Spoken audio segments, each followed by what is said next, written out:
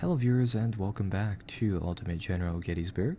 So, I'm your host PPGChu, and by request we are back and we're taking a look at this game for a second time now that some of the patches have been released since the initial release. Now, inside the initial portion of our Let's Try here, we took a look at the first build of the game available off of Steam's Early Access program, and at the time, it had a few balancing issues here and there, and in general, a few usability issues here and there once again. And well, now that the game has been out for right around a month, the developer has been hard at work, and they've released a few balancing patches addressing concerns regarding, of course, the balancing some of these usability things such as the line of sight with the AI and all.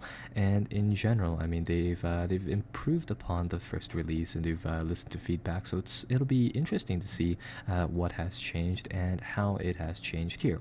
So currently, the campaign for the Battle of Gettysburg, because it's not a game about the campaign of Gettysburg, it's a game about the Battle of Gettysburg, using this fight new battle button and this continue new battle button. Really, these two features are still in the works, and seeing as how I just updated my game, our old save files are now gone. So what we're going to do here is that we're going to fight a custom battle, and I think we'll just play this one, the Confederates capture Seminary Ridge battle, and we'll just get the game on our initial settings and really just go with it here.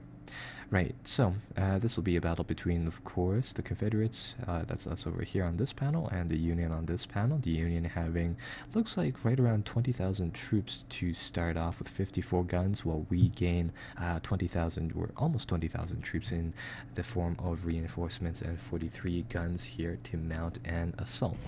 So start off the battle like that. They've done a few changes to the pacing of the game, and again, of course, those balancing and usability things, and it'll be just in general interesting to see how those things play out here. So, in the meantime, it looks like both of our forces are just in general assembled on these ridge lines here, and they're ready to battle each other, though currently we have a much smaller force than the Union troops over here. This being one of the more engaging and larger scenarios inside the battle. As you can see here, the maps for this game are actually quite big. The initial sort of starting battle inside the game doesn't really show you guys that, but yeah, over here, this is just an absolutely wonderfully built map. Now, going from here, it looks like, yeah, we don't necessarily have a lot of troops, so I think the best option to start off the battle would be to probably get our artillery some of our artillery batteries mounted over here to be moved closer to the battlefield, and in addition to that, to do some minor raiding on the enemy, and I suppose we'll just go on that note there. So, one of the features that they've introduced here to help us with artillery is that if I press M, I can actually open up one of these elevation maps, and if you've, chances are that if you've messed around with the Arma 3 editor, you've probably seen this setup before. There's really not too many other games that, apart from the Arma series, that does this, but anyhow, in general, there will be a few points marked using numerics over here to indicate hills and general high points on the map, and effectively the further you go away from those points, going by the lines, the less steep the terrain will be. In some areas like this are incredibly steep, whereas the gradual lined areas are of course less steep, and in general it's just a layer to help us figure out where would be the best positions for our troops, because like I said again, inside the original release, this wasn't a feature available, and using things such as the guns and all was kind of difficult, just because you'd have to of course eyeball those locations. Another change to help us out with that is, of course, the ability to, if I go into the options screen of the game, which doesn't seem to be actually accessible during the battles, but you can now change the darkness, the dark highlighted portions of the map, indicating units is a line of sight. Again, a very helpful feature for the artillery there. So, let's see what we can do to make a few plays and to hopefully get the enemy to expose a weak point in their lines. Looks like the Union is concentrating their forces inside this area, and our guns are going to be busy hammering away at them in general, trying to nick them here and there. And in the meantime, what I think I'll do is that I'll try to get Heath's skirmishers here and Pettigrew's troops to go around the sides of the enemy to see whether or not we can hopefully flank them and do some damage there. Another one of the big additions that rather one of the big changes that they've made here is that they've increased the damage you do for flanking and attacks onto the, in general, rear areas of enemy formations. So that'll be also something that will be very interesting to see. They've also changed some of the melee things as well, so hopefully we'll be able to see meaningful melee rather than some of the really odd zero casualty events that we saw inside the initial release. I think we'll get our guys to run here. The Baxters are kind of exposing their positions. We'll try to overwhelm the Baxter group of troops here.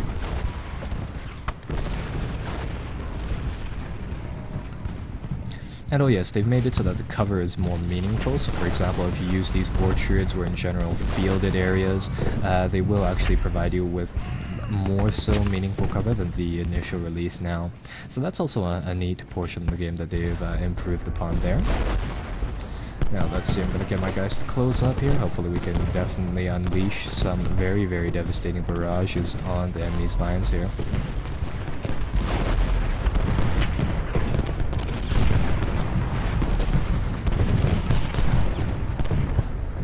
I'm going to see what we can do here to break through their lines and to get right into the rear of the enemy. Hopefully taking out a few of those gun batteries as well. Here I'm going to shift our commander over here to our advancing forces so that our advancing guys over here gain a slight morale bonus.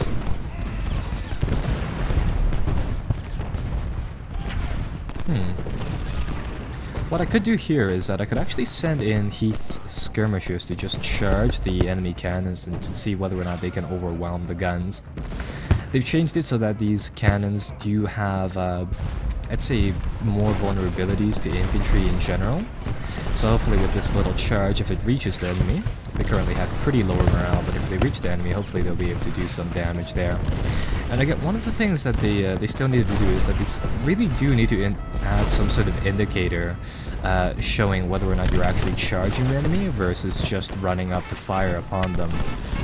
Because currently, all of the controls really work off of either the left click on the mouse or the dragging movement system here.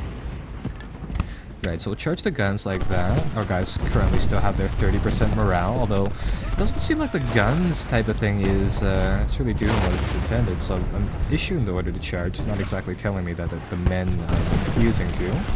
But at the same time, no damage is really being placed here or there. Anyhow, hopefully if these guys are still in the fight, they'll be able to use that stone wall as covers. Yeah, again, some really weird things with the melee. I think they still need to do some buffs and work that out. You know, I wouldn't mind it if that system, say, had huge casualty numbers for both sides and really, again, one of those risk versus reward settings. But currently, I mean, it still seems a little underpowered there. Anyhow, it looks like the Union here is shifting their reinforcements. They're trying to meet us down here now. And what I'm going to do here is that I'm going to order our guys to pull back. I want to get our guys into a decent location, back probably on this ridge near the farmhouse or Point Bliss right here. And I'm going to see whether or not we can harass them along the northern flank here, going forwards. We'll give our guys the retreat order to retreat a little bit more. I want them to use some of these forested locations as a linchpin for their defense. Oh, they've also done a few rebalancing things with cavalry. Again, things regarding melee and in general the vulnerability of the units, but as we saw there with the cannons, I'm not really sure what is the full extent of that type of rebalancing there. So, looks like the troops over here are going to expose their flanks to us. I'm going to get Archer's troop to move forwards. And I think it is, yeah, just time to really develop this battle like such. Get these guys to halt. Get our lines here to start shooting. And in general, just brawl it out here. Right, so with archers troops shooting at the flanks of the enemy, as you saw there, again the fire seems to be one of the more fully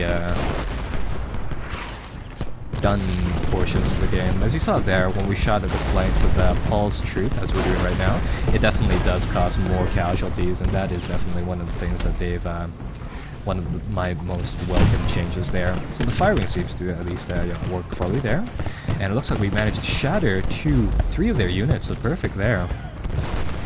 Are they going for... Not really sure what the AI is trying to do here with this troop. Perhaps they broke mid-charge, but it doesn't really look like it. Anyhow, again, fire, really, really powerful. When enemies round and when their rear is exposed, they definitely suffer, of course, much more casualties. Right, so let's see. I want to shift my guns here just slightly.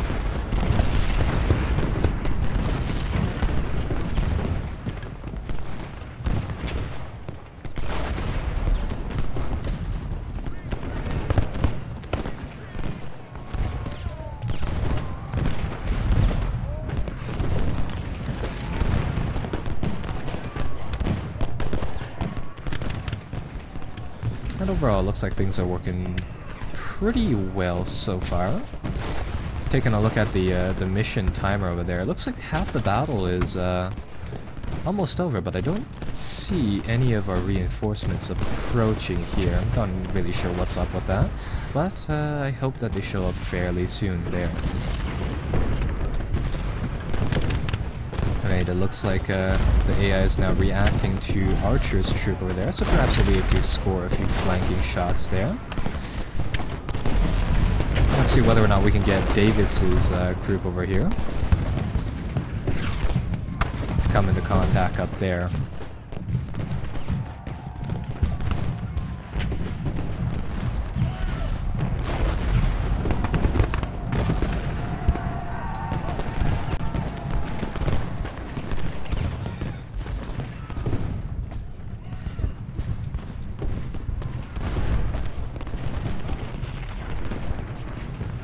Yeah, this is one of the new features that they've also added here. You can group up your units, and from the general looks of it, if you move, say, one of your unit commanders, such as 3rd Corps over here, it gives you the option to move the entirety of the units, at least from the looks of it, in proximity around with it, but more so it's frustrating than rather useful at times, because as you can see here, I can move them around like that as an entire group, but at the same time, more often you just really want to move the commander around rather than group, and you then have to cancel all the individual move orders later on.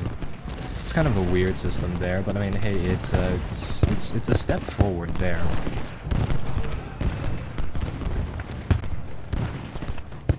Oh, and looks like that is one heavily exposed flank. I'll get this troop to hopefully deal with that, shift around, and bank a few shots into Gambo, Baxter, and Iron Brigade over there.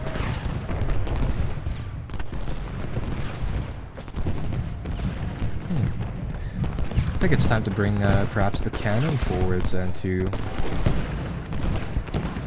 move them into some other shooting locations there.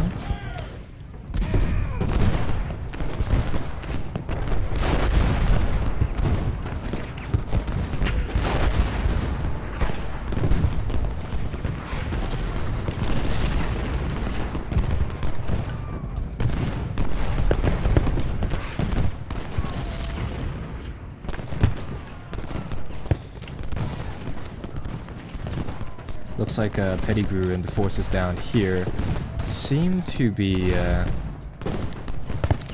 full morale and at decent condition, so I'm going to shift 3rd Corps up here where it looks like Davis and Archer could use the morale bonus.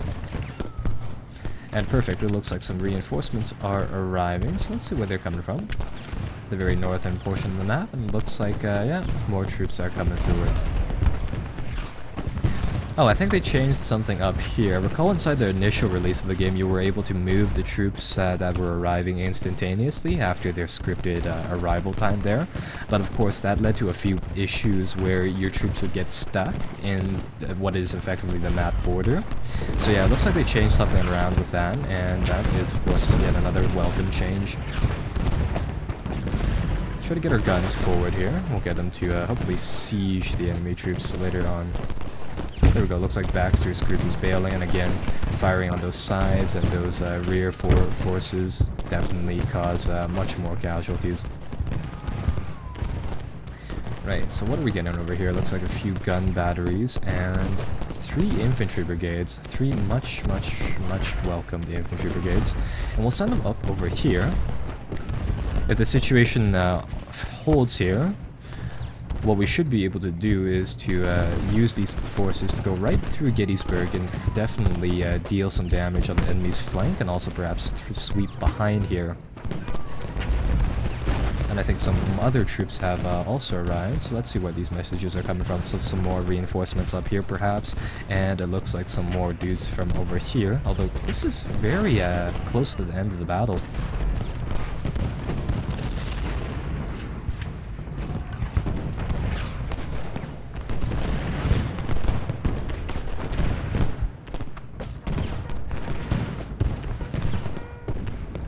And it looks like the front is pretty much holding for now.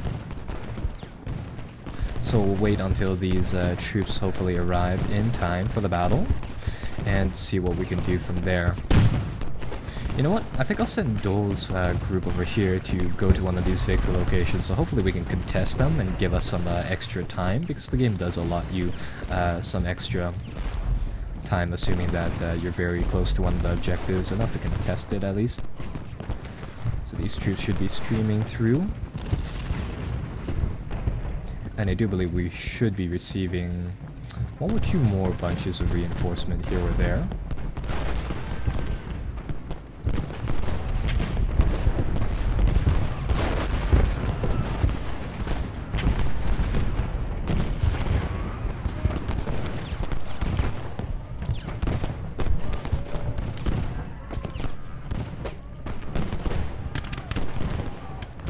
Now let's see, Pettigrew's forces don't seem to be firing right now, so I think I'll try to get them to move forward slightly, perhaps use this farm orchard area as cover, and maybe even flank the enemy troops over here. We'll see what happens though.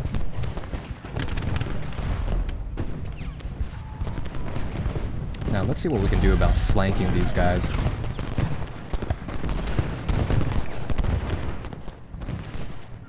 Oh, perfect, and we're also going to receive some reinforcements from that direction as well.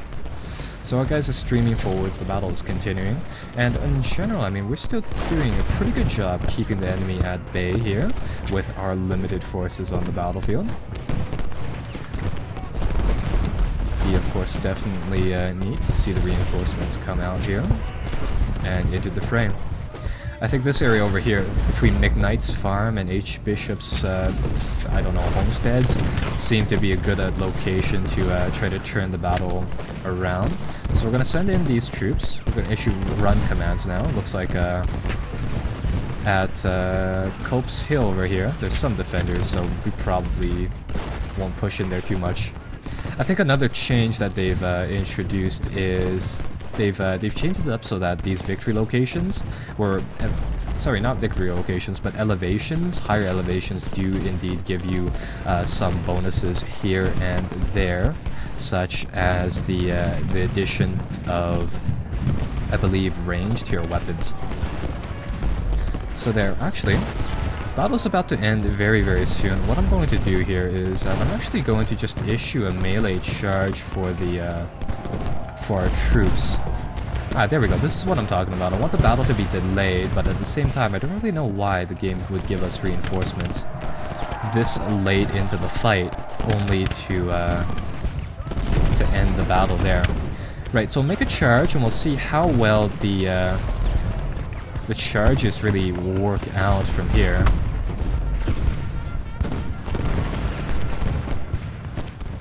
Right, because it looks like the sudden appearance of forces here on the flanks really did send some shock into the enemy's ranks here. Hopefully we'll be able to exploit this for a good sum of casualties on their part.